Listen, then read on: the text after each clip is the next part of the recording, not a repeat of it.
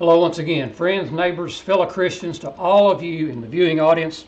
Thank you so much for joining us again here at What the Bible Says for another lesson as we continue our study in researching and looking at Moses and the prophets who foretold of this kingdom that would come in the last days, unlike any other kingdom that had ever existed from the dawn of time. And before we get into the lesson, let me take again just a minute to not only thank you for your time in studying with us, but praying that you will take the time to share these videos, that you'll hit the like button, and please don't forget to do that, because that helps the forces, maybe the algorithms of YouTube, to share these videos out to more and more people. And so if we get 40, 60, 80, 100 views on a video and there's only 2 or 3 or 4 likes, then surely if you're a reoccurring watcher, then hopefully you're getting something out of these lessons. And so again, please don't forget to hit the like button as you watch these videos. Now we're going to jump back into our study here, and again, one of the promises that was associated, that was foretold in Moses and the prophets, that it was associated with the coming of this everlasting kingdom, with this new everlasting covenant that God was going to make, wherein sin would be forgiven, was the resurrection. And so we've been looking at 1 Corinthians 15, the primary resurrection text in the New Testament, what we have as the New Testament. And so we've been looking here, and we're going to go back down here and look at this. And now we have spent quite a few sermons, quite a few videos in looking at the context of the little apocalypse, which is Isaiah 24 through 29, because Paul quotes in verse 54, when this corruptible shall have put on incorruption, this mortal shall have put on immortality, then shall be brought to pass the saying that is written. Well, that saying that was written was Isaiah 25:8. Death is swallowed up in victory. So we've spent quite a few lessons looking at the context and why Paul would say that the resurrection would be the fulfillment of this saying that was written in the little apocalypse. And we're looking at the context there. Well, he also, pardon me for scrolling up and down, making you dizzy, in verse 55, then he says, O death, where is thy sting? O grave, and we've shown you that is Hades. That's not a hole in the ground. That is Hades. O Hades, where is your victory? And here he is quoting from Hosea 13:14. And so again, as Paul began this discussion on the resurrection and how he told the Corinthians that they were being saved, verse 2, if they keep in memory what he had preached unto them, which he preached to them, the gospel they heard, believed, and were baptized, Acts 18:8. We cannot overlook that, folks. And they were being saved by that gospel which they believed, which Paul delivered unto them, verse 3, how that Christ died for our sins, he says, according to the Scriptures, that he was buried, and that he rose again the third day according to the Scriptures. So again, Paul is referring to, he is citing from Old Testament prophecy, Moses and the prophets. And so we have looked at, and we find where it is written in according to the Scriptures. He is referring to Hosea 6 and verse 2. And so we'll look at that here in just a minute. But we want to begin a review here of some of the context of Hosea. Again, just like when Paul quotes from the little apocalypse, we want to understand why he is quoting from that. We want to understand the context, okay, the timing, audience relevance. We want to understand the context. So in like manner, when he quotes here, see, he's conflating the context of the little apocalypse with Hosea and saying that these prophecies would be fulfilled through the resurrection. And so this is why we want to look at the context, and we want to review a little of the context in Hosea. And so looking at verse 1 here, Hosea says, "Come, let us return to the Lord, for he hath torn, and he will heal us. He has smitten, and he will bind us up." And so notice that I have us highlighted here down through a few verses here. And as you can already see, I've got Ephraim highlighted here.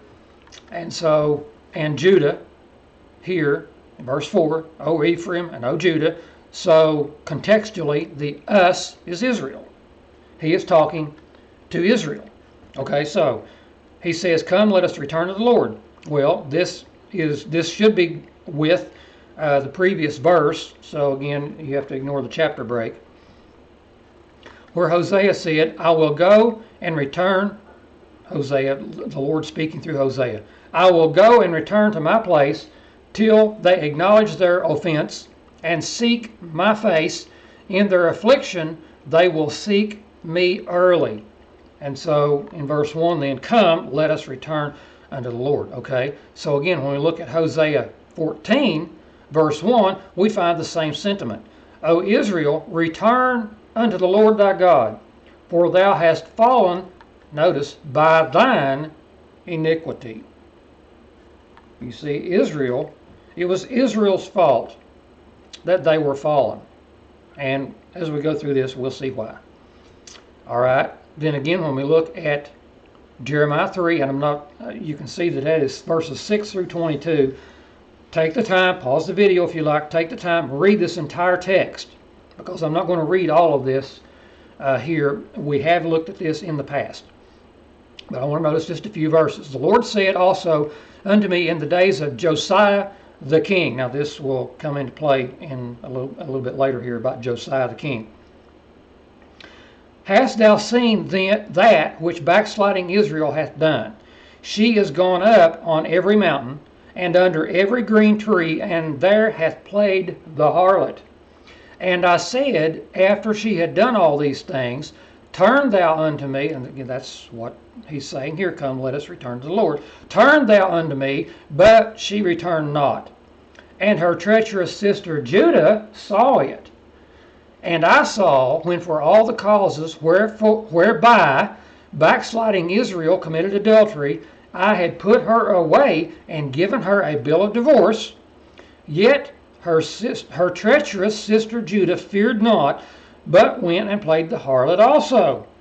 And it came to pass, through the lightness of her whoredom, that she defiled the land," notice the land there, "and committed adultery with stones and with stocks."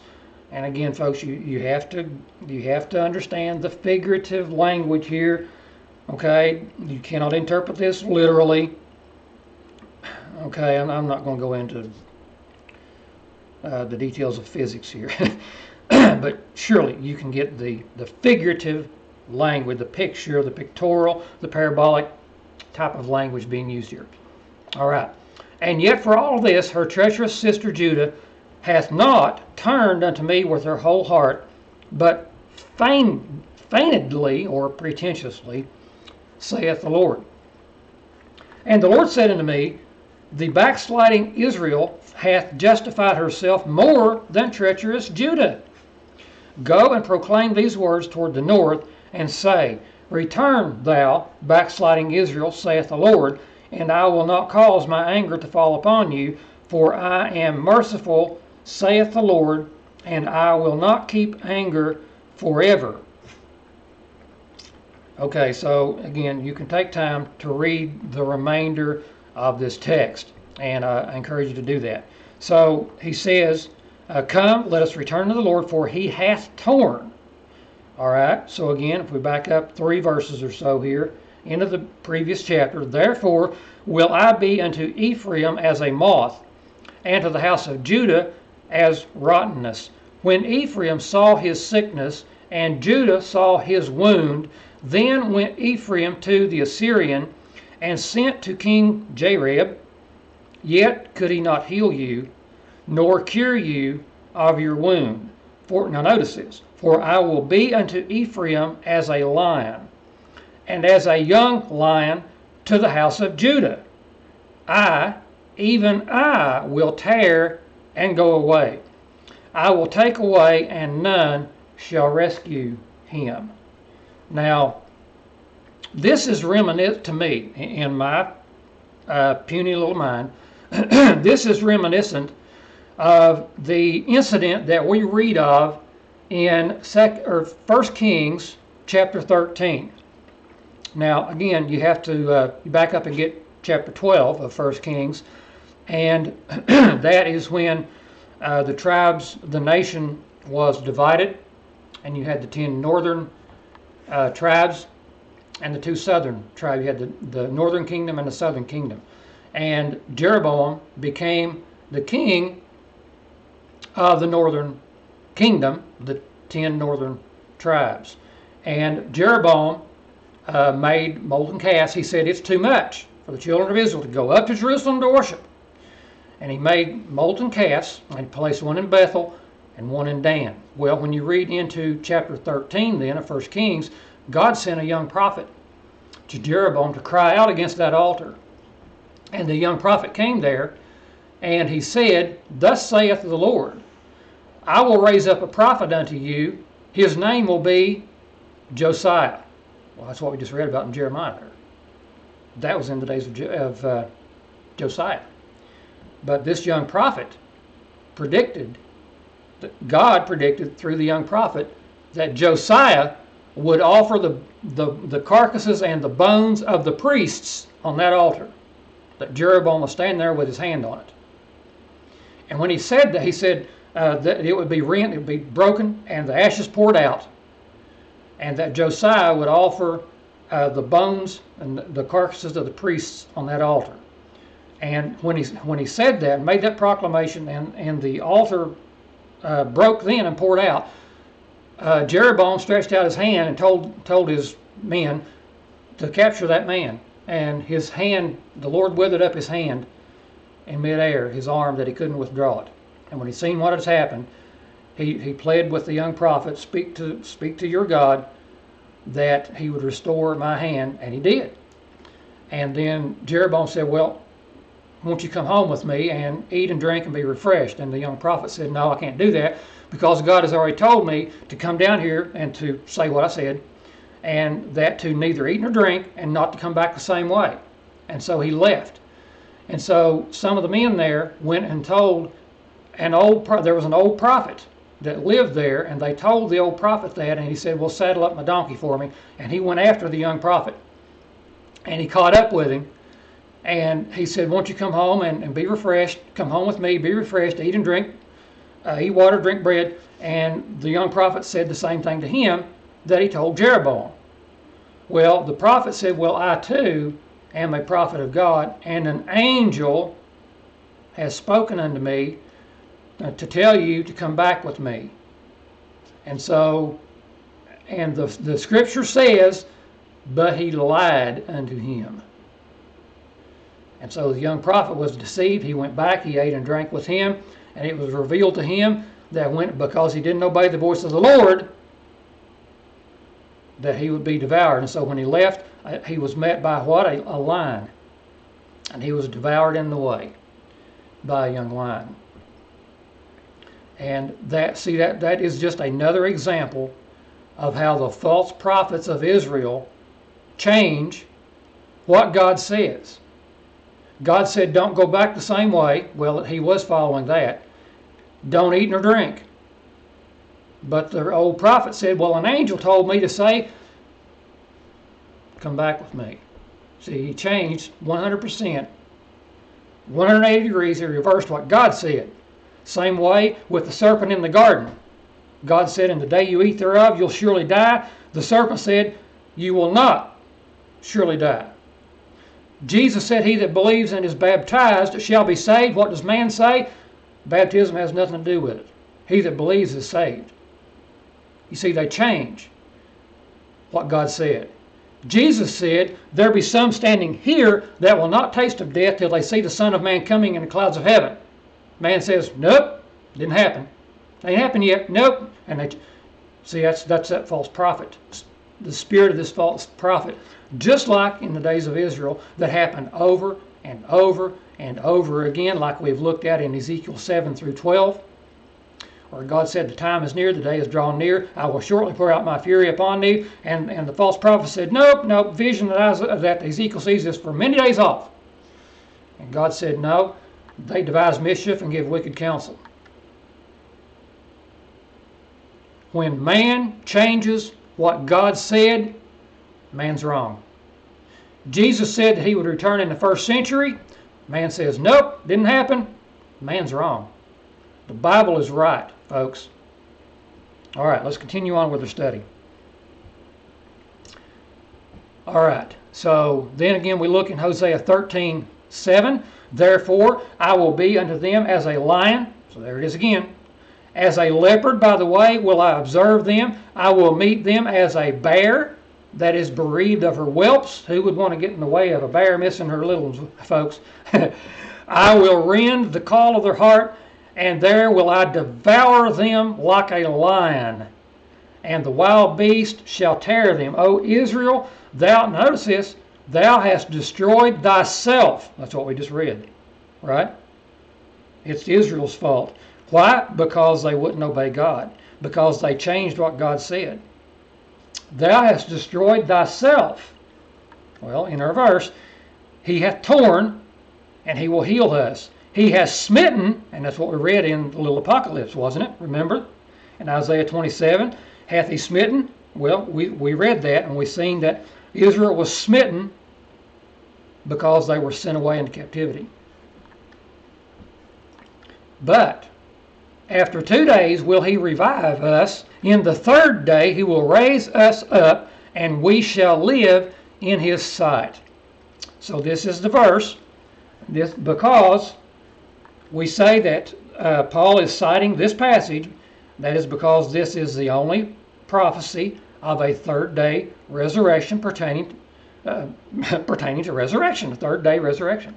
And so he says he will revive us. On the third day he will raise us up. Now what is interesting here, now again you can look at Hosea 13:14, which is the verse that Paul is quoting in 1 Corinthians 15:55.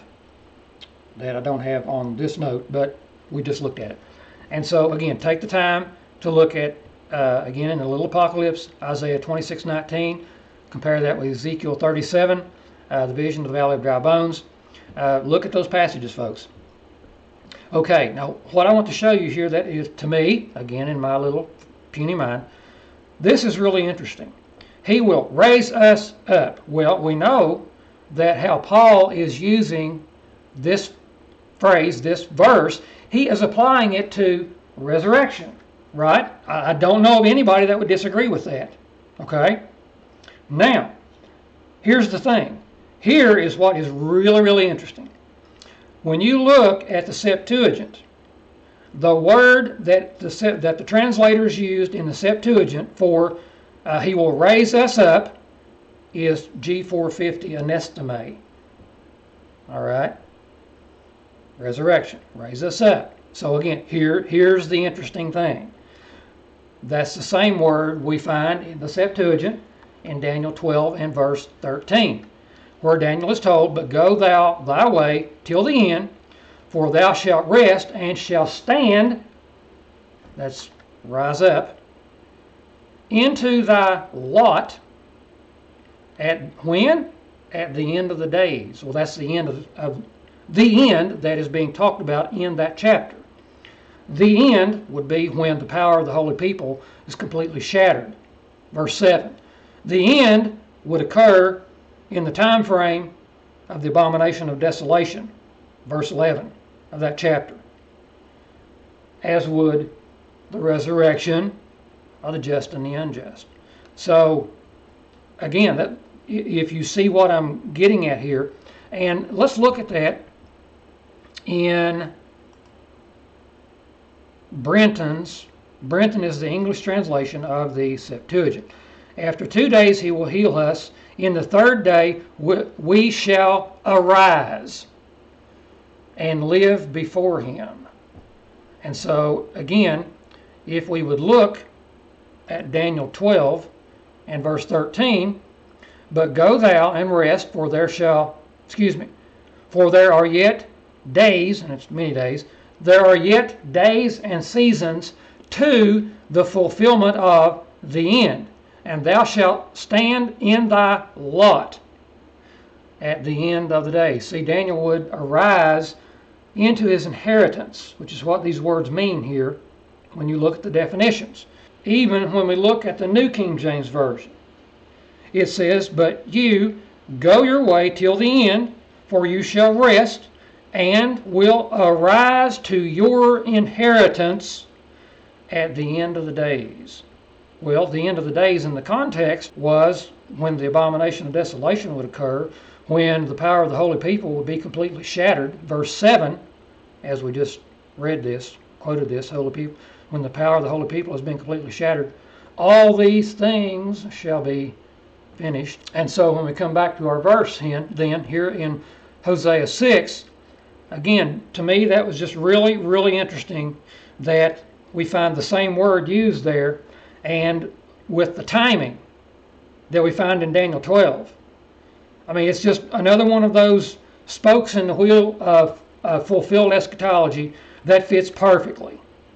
All right, then another text we could look at is Job 19, verses 25 through 27, where Job says, for I know that my Redeemer liveth. Now this is the King James Version.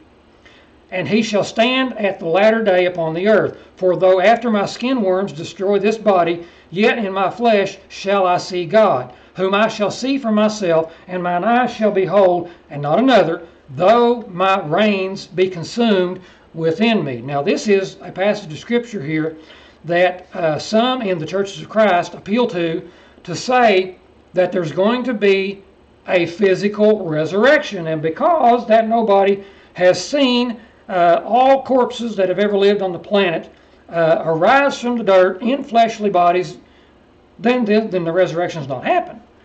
Well, there's still quite a few problems, folks, with such an interpretation. Number one, it is the mainline understanding within the churches of Christ that Jesus would never set foot on the earth again.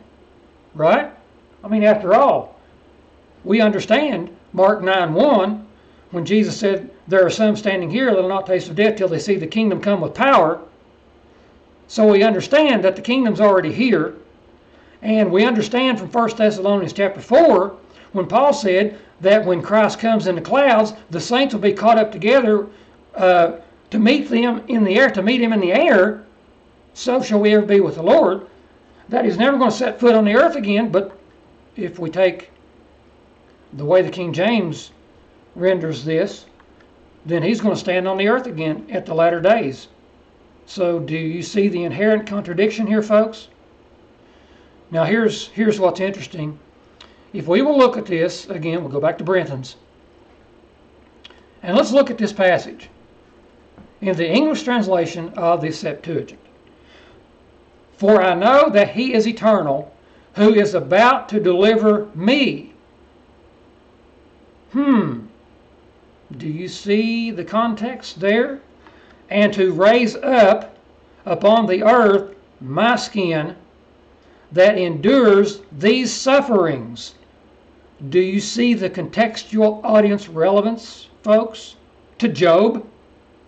For these things have been accomplished to me of the Lord, which I am conscious of in myself. Notice, which my eye has seen, and not another. This was revealed to him by the Lord. But all have been fulfilled to me in my bosom. Do you see the contextual application here, folks, of what Job is saying? I mean, really think about this. Job was full of sores from head to toe. And he put on sackcloth and sat in ashes and scraped the sores off of his skin with shards of broken pots. He was in the dust.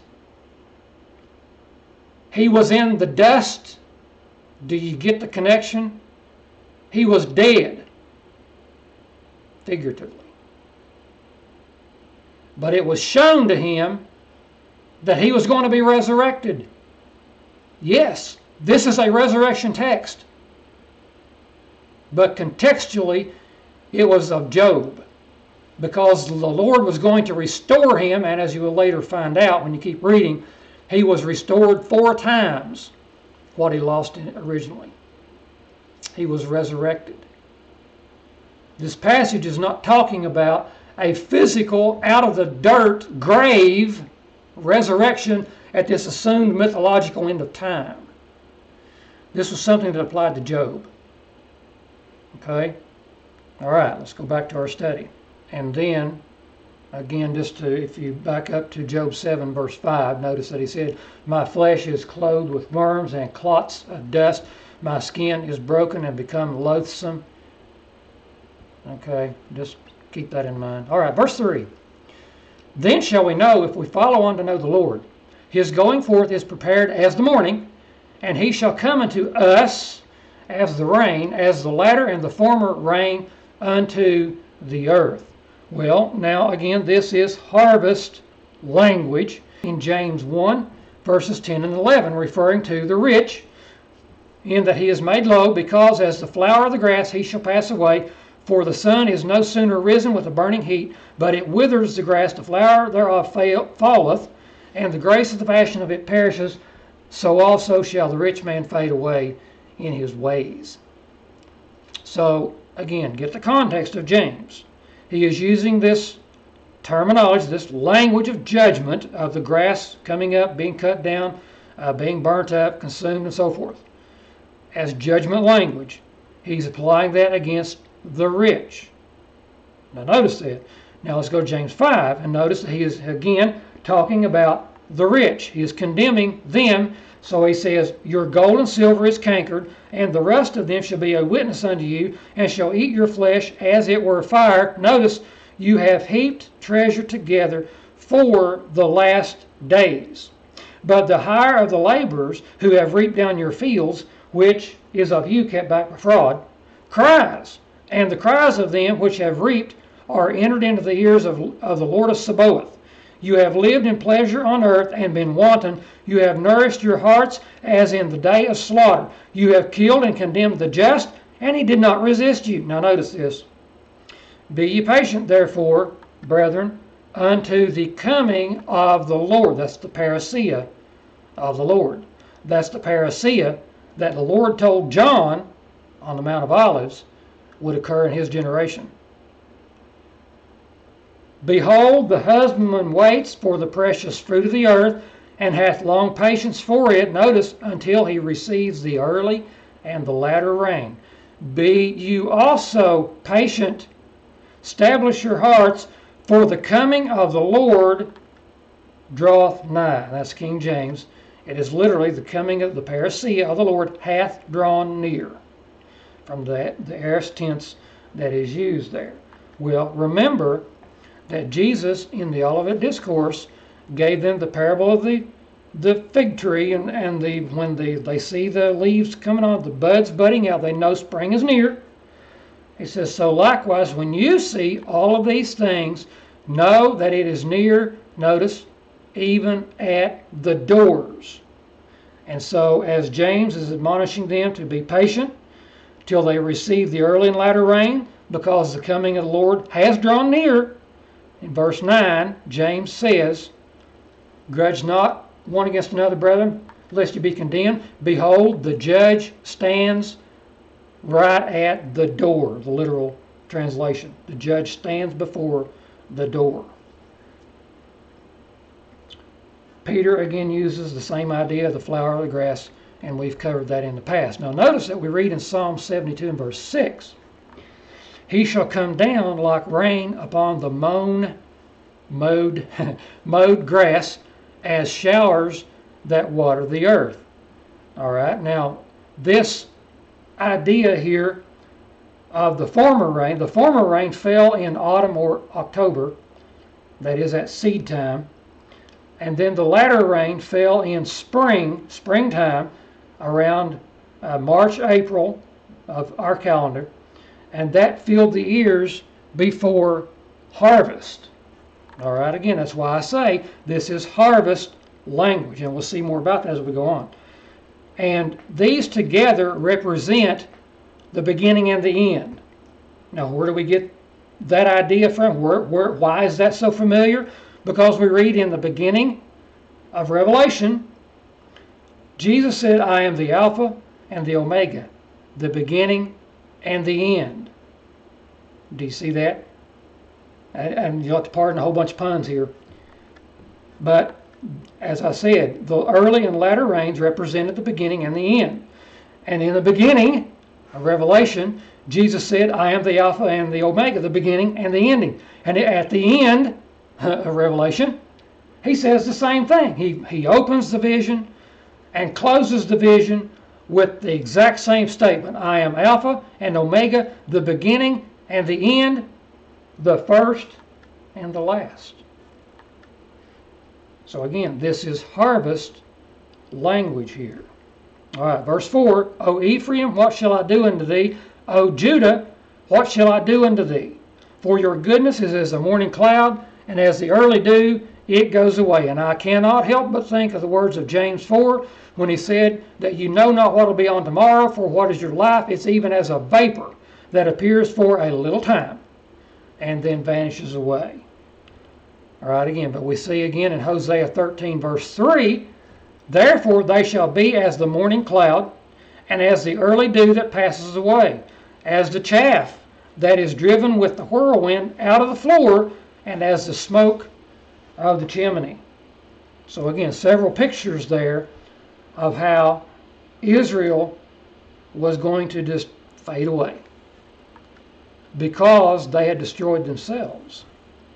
Verse 5, therefore I have hewn them by the prophets. I have slain them by the words of my mouth, and thy judgments are as light that goeth forth. And I could have had a note here in Revelation talking about how that he would destroy them with the sword of his mouth. So you're familiar with the text, so you get the point where I'm going there. Verse 6, for I have desired mercy and not sacrifice, and the knowledge of God more than burnt offerings. All right, again, why does that sound so familiar?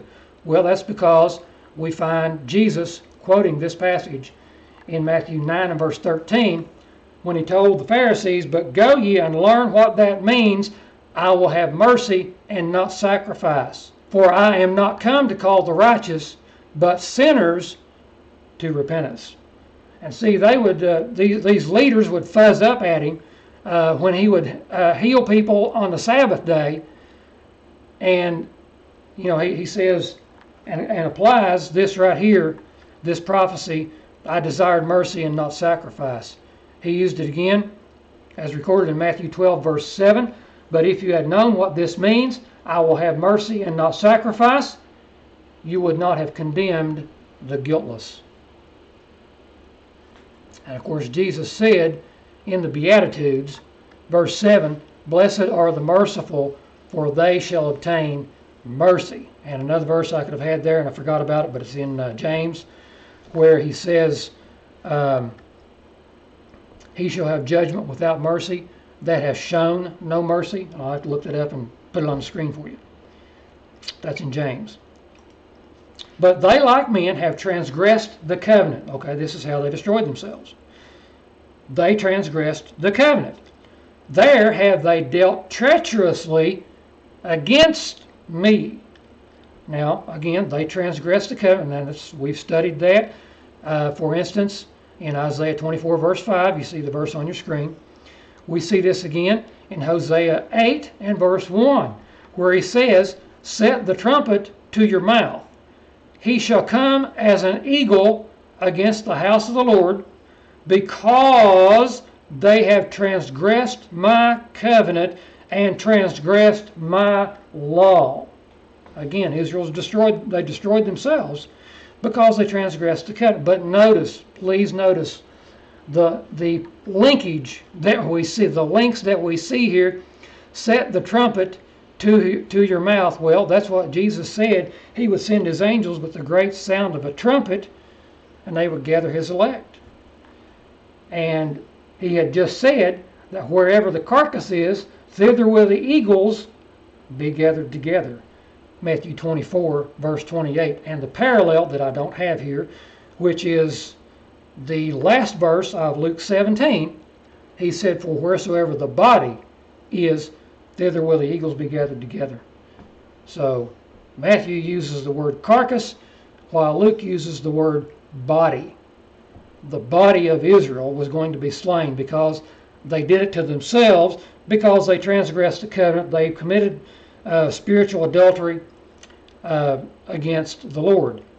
And we see this again in Malachi 3, verse 5. I will come near to you, that's Israel, to judgment. I will be a swift witness against the sorcerers, adulterers, false swearers, those who oppress the hireling of their wages. That's James 5 that we just read. Against the widow and the fatherless, or the orphans, and that turn aside the stranger from his right. So he's going to be a swift witness against them. Malachi is saying the same thing. And again, we can read, for instance, in Hebrews 8 and verse 9, where they broke God's covenant that he made with them when he brought them up out of the land of Egypt.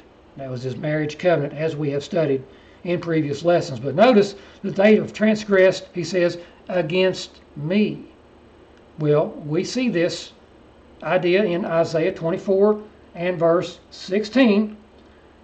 And again, we have studied this. The treacherous dealers have dealt treacherously. Yea, the treacherous dealers have dealt very treacherously. And Jeremiah 3 that we just looked at. But here's the idea. We see the same concept in Matthew 25, where Jesus says, this is when the Son of Man would come with the holy angels to sit on the throne of his glory. And he would separate them as a shepherd divides the sheep from the goats. He set the sheep on the right hand, the goats on the left hand. Then shall he say unto them on the left hand, depart from me, ye cursed, into everlasting fire, prepared for the devil and his angels. For, or because, I was hungry, you gave me no meat. I was thirsty, you gave me no drink. I was a stranger, and you took me not in. I was naked, and you didn't give me clothes. I was sick and in prison, you didn't visit me. Then shall they answer him and say, Lord, when did we see you hungry, or thirsty, or a stranger, or naked, or sick, or in prison, and didn't minister unto you? Then shall he answer and say unto them, verily I say unto you, inasmuch as you did it not to the least, one of the least of these, my brethren, you did it not unto me. They have transgressed the covenant. They have dealt treacherously against me. So when Israel, when the priests would kill the prophets of God, they were committing sin against God. And this is what we're going to see as we go on. Gilead is a city of them that work iniquity and is polluted with blood. Well, Gilead, we understand Ramoth in Gilead, the land of Gilead. Ramoth was one of the cities of refuge. As you can read right there on your screen, Joshua 21 and verse 38.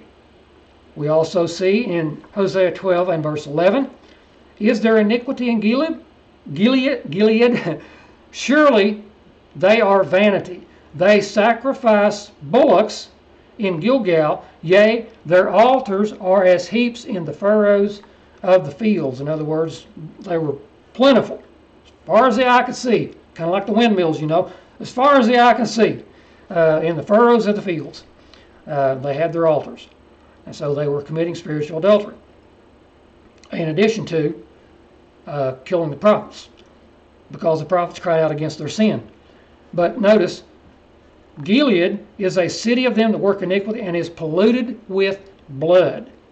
Well, we read in 1 Kings 2 and verse 5. Notice, moreover, you know also what Joab, the son of Zeruiah, I know I didn't pronounce that right. Anyway, what he did to me, and what he did to the two captains of the host of Israel, unto Abner, the son of Ner, and unto Amasa, the son of Jether, whom he slew, and shed the blood of war in peace.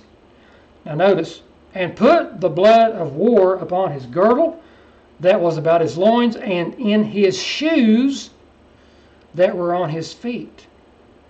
Do you see that? And see, that's what these priests would do.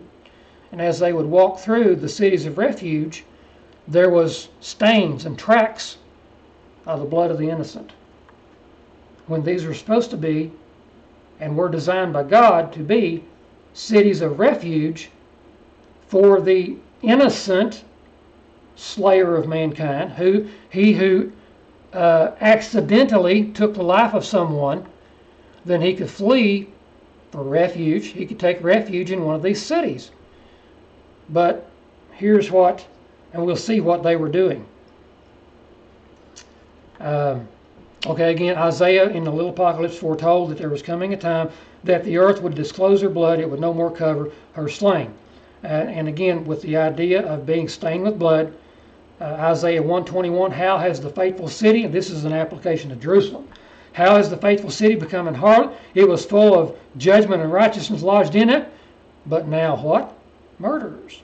And that's what Stephen said when he was preaching there to those who captured him. Which of the prophets have not your fathers persecuted? And they have slain them which showed before the coming of the just one, of whom you have now been the betrayers and murderers. And reflect back on Matthew 27, verse 25.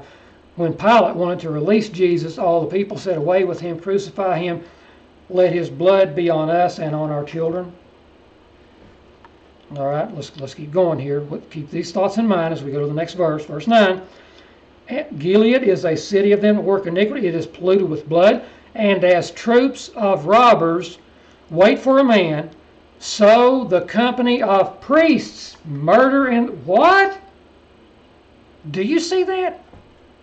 Just like a troop of robbers wait for a man, the company of priests murder in the way by consent. Now, again, this is the King James translation here, and this is better translated as we see in the New King James Version. So the company of priests murder on the way to Shechem. Why is that relevant? Because Shechem was another one of those cities of refuge. And God, through Hosea, is making the point by using a double illustration here. Two of the cities of refuge he uses here, that they had turned into a slaughterhouse, is the way we might say it.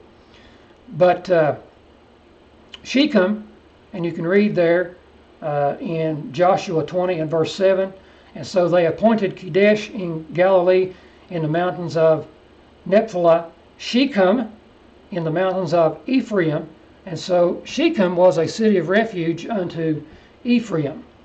And then again it's reiterated in Joshua 21 here, where it says, "For they gave them Shechem with its common land in the mountains of Ephraim, a city of refuge for the slayer, Gezer with its common land." And these were where the 6 cities of refuge were being named, which was a confirmation from God that he had fulfilled the land promises to Abraham. You see, they were given 3 cities of refuge, and they were promised that when God fulfilled the land promises, they would be given 3 more cities of refuge. And this is where you read in Joshua, where he names all 6 of the cities of refuge, proving that the land promises to Abraham had been fulfilled. All right. There's one verse right here, I believe is the one I wanted to look at. Deuteronomy 19 and verse 3 says, "And you shall prepare roads." Do you see that? "You shall prepare roads for yourself and divide into 3 parts the territory of your land, which the Lord your God is giving you to inherit." The Lord is giving you to inherit. Notice, that any manslayer may flee there. You see, they were to have roads prepared. That is a clear path, no obstacles that would hinder the flight of somebody who accidentally killed another person. They could flee there. They were to have these roads clear. But what does Hosea say? He says, like bands of robbers, these company of priests murder on the way to Shechem.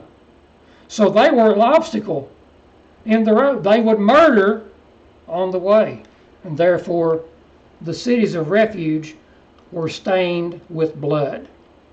And he says that surely they commit lewdness. Again, that's the New King James translation there. And this word here has the idea of deliberate. They deliberately commit lewdness. How? In or murdering those who are fleeing. The priests murdered those who would flee to the city of refuge. Okay, so again, fast forward to the 1st century, and we find the same spirit still in these same people. Notice in Luke 4, when Jesus came into a Nazareth synagogue and he read from Isaiah, that's Isaiah 61 verses 1 through 3, that we've looked at many times in the past. And he said, this day is this scripture fulfilled in your ears. And he was bringing down the vengeance of God foretold by the prophets on their heads. And all they in the synagogue, when they heard these things, were filled with wrath, and rose up and thrust him out of the city, led him to the brow of the hill whereon their city was built, that they might cast him down headlong. You see, they were going to murder him right there. Same spirit. We find the same spirit of cold, premeditated calculation among these priests recorded in John 11. Then gathered the chief priests and the Pharisees a council and said, what do we do? For this man doeth many miracles. If we let him thus alone, all men will believe on him, and the Romans shall come and take away both our place and nation. And one of them, named Caiaphas, being the high priest that same year, said unto them, you know nothing at all, nor consider that it is expedient for us that one man should die for the people, and that the whole nation perish not. And John says, and this spake he not of himself, but being high priest that year he prophesied that Jesus should die for that nation. And not for that nation only, but that he should also gather together in one all the children of God. And that's Ephesians 2 right there. Together in one, the children of God that were scattered abroad. Notice, then from that day forward, they took counsel together for to put him to death. Cold, calculated premeditation, trying to figure out how they could kill him, murder him, slay innocent blood. And Jesus foretold this. For instance, in Luke 11:49 beginning, therefore said also the wisdom of God, I will send them prophets and apostles, and some of them you shall slay, there's the murder, and persecute, that the blood of all the prophets which was shed from the foundation of the world may be required of this generation. From the blood of Abel unto the blood of Zechariah, which perished between the altar and the temple, verily I say unto you, it shall be required of this generation. We find this same spirit still going strong in the days of Paul, during Paul's ministry. Notice Acts 23, and when it was day, certain of the Jews banded themselves together, bound themselves under a curse, saying they would neither eat nor drink till they had killed Paul.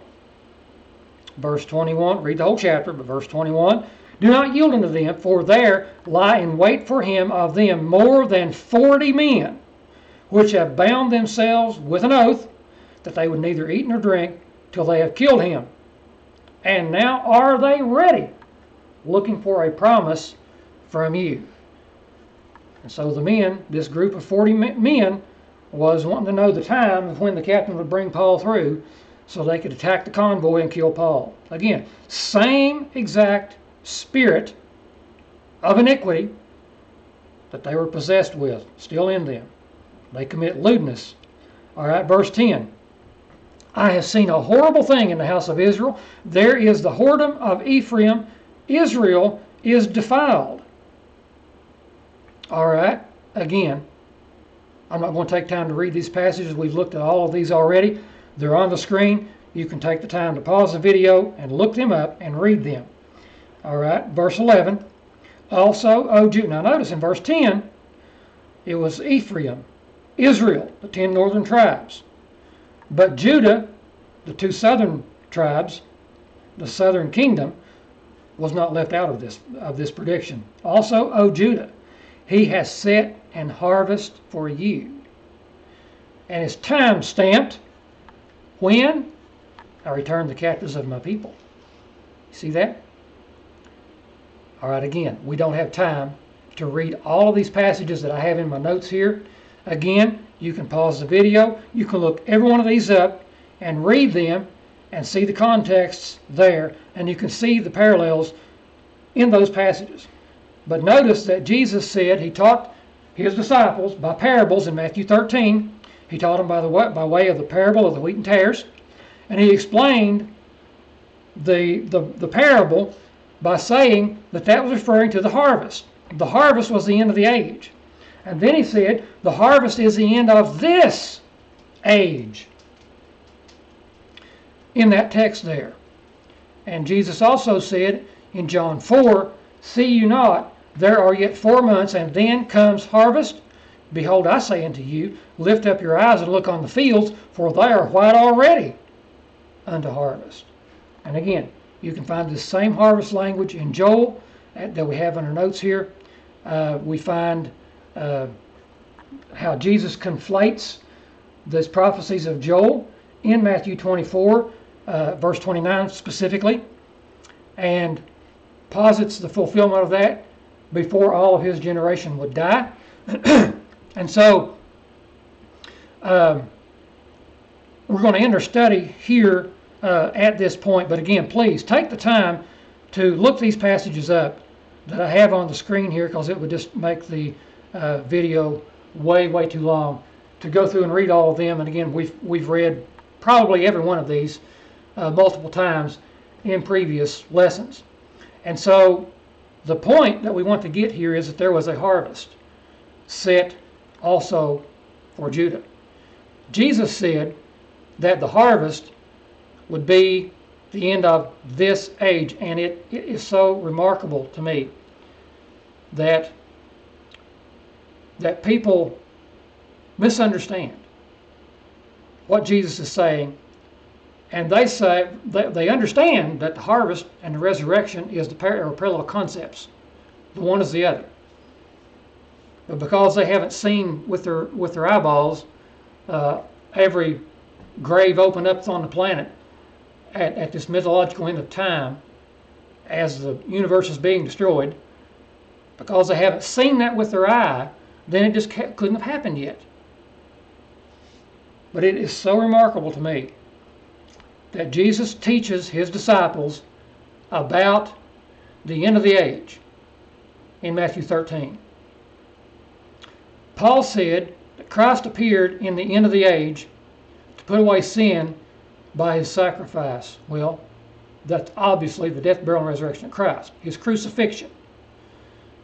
Paul said that occurred in the end of the age. All right?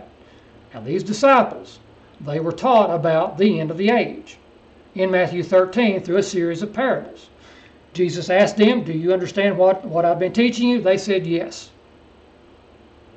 So we come to the Olivet Discourse, and as Jesus and the disciples are looking at the buildings of the temple, they're looking at the great stonework, Jesus made this spectacular proclamation that there's coming a day there will not be left one stone upon another that will not be thrown down. The disciples asked, tell us, when shall these things be? They want what things? When every stone of the temple will be thrown down. They wanted to know when that would be. When would it occur? And what would be the sign of his coming, his parousia, and of the end of the age? Do you see how they associated the end of the age with the destruction of the temple? Do you see that? And even though Jesus said, in answering the when question, no man knows the day or the hour, it is just remarkable to me. I can't wrap my mind around it. How that people can express such a dystopian intellect as to say that people today still don't know the day or the hour. when Jesus said, even though he didn't give them the day and the hour, he gave them the generation. He said these things, all these things will be fulfilled before all of this generation dies. And people, they can't see the forest for the tree.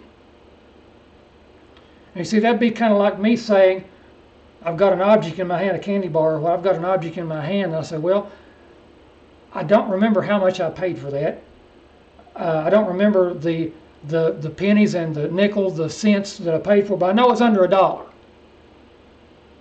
Who in their right mind would argue that I paid $2,000 for that candy bar? Do you see how simple that is? Even though he didn't know the day or hour, he gave them the generation that it would occur in. He said the harvest would be the end of the age. That can't be the end of the Christian age because it hadn't begun yet. They were in the end of an age. Paul said the end of the age had come on to Corinthians, 1 Corinthians 10, 11. And I mean, these passages, what they say, no interpretation needed. What they say is so simple to understand. But it is impossible for it to break through the firewall of cognitive dissonance. Because man is dead set on rebelling against God. It's the same spirit that we have been talking about that was in Israel. God said something, the prophet said, nope, can't be. Mankind is no different today. There are so very, very few people who have the heart of Christ, that they are willing to follow what the Scripture says regardless of where it leads. We must have that spirit, folks, to please God. Because when we reject His Word, then we are rebelling against God. And again, we just studied that concept. Okay, so we're through with our study. I thank you so much for your time and studying with us again. If you're not subscribed, please hit the subscribe button, hit the like button. Please don't forget to do that. Share these videos with your friends, your neighbors, and help us to get these videos out to encourage people to study the Bible, but to study it in context and allow the Bible to interpret itself. Okay, thank you so much. May God bless you richly in your study of His Word until our next lesson.